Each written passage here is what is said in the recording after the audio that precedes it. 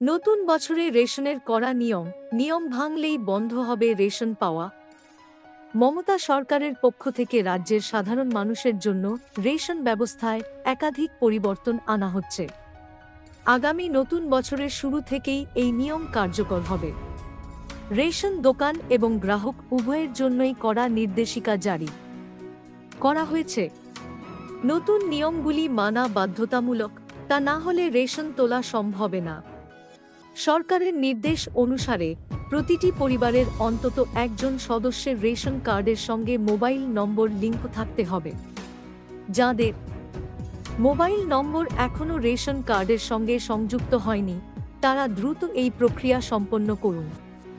Mobile নম্বর link করার জন্য আপনি যেতে পারেন নিকটবর্তী রেশন দোকানে, food and supply office centre Paschimbanga খাদ্য ও সরবরাহ দপ্তরের ওয়েবসাইট। যারা মোবাইল নম্বর লিঙ্ক করবেন না, তাদের জানুয়ারি 2025 থেকে রেশন পেতে সমস্যার সম্মুখীন হতে হবে।